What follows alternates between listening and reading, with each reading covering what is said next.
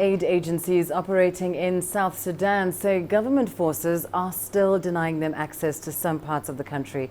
Now, this comes in spite of President Salva Kiir's assurance that humanitarian organizations will be allowed to move freely throughout the country.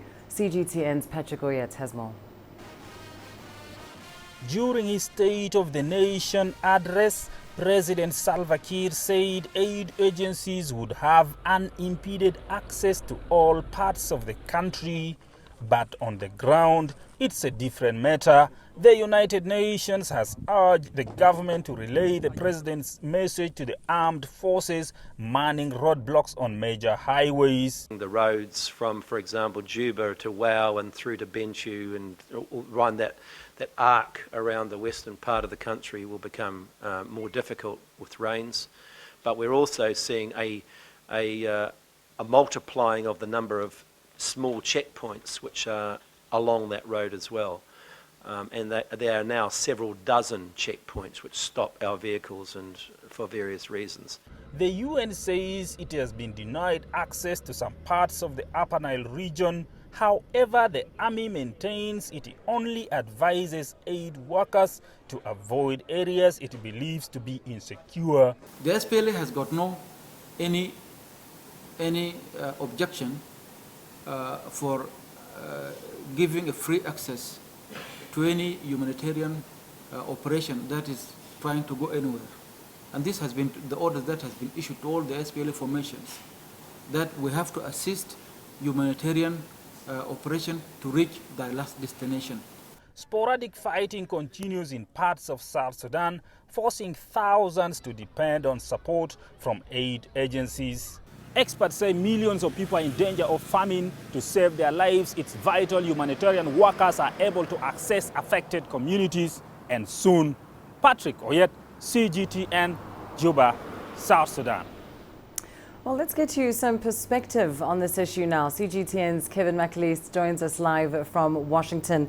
Kevin, of course, we find ourselves in a time of multiple humanitarian crises around the world, but it's certainly encouraging to see the likes of Norway and Germany pledging millions to help Africa.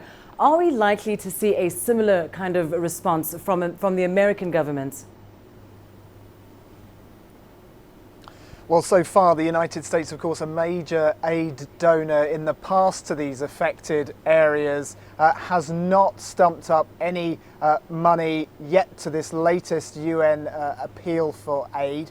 Stephen O'Brien, the UN Emergency Relief Coordinator, said that this was down to the fact that this Donald Trump administration is still in a period of transition. He said that he remained optimistic, or I should say less pessimistic, that they would contribute to this crisis of famine affecting those areas in Africa. But that also has to be pitched against the fact that there is some concern over noises from this Trump administration that there could be cuts to the United States contributions to certain UN agencies and international organizations. We put a call in with the US State Department earlier for some response to this situation. We are yet to receive any response from that department. Well, Kevin, as you say, some concern over the fact that there might indeed be cuts from the American government going forward. Is this an indication of the kind of policies this new Trump administration will adopt towards Africa? One of the biggest problems with this Trump administration's approach to Africa is simply that it's been a mystery for much since he was inaugurated back in January. It's still opaque exactly what sort of strategy, what sort of policy approach is being formulated towards the continent. Some experts expect him to focus more on business development, business opportunities in Africa, perhaps with a focus on extremism and the fight against terrorism.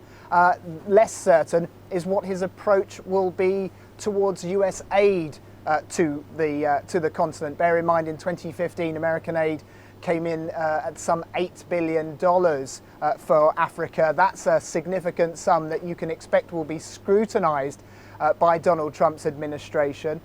Where will he stand on South Sudan's unrest? Obviously, that was a a key region for the Obama administration. Trump has spoken with the president of Africa's two largest economies in Nigeria and South Africa. But beyond that, there hasn't really been much outreach to the continent as yet. The State Department is responsible for communicating exactly what the United States government is planning to do abroad. We haven't had regular briefings from them. That's unusual. They're expected to kick in on March the 6th.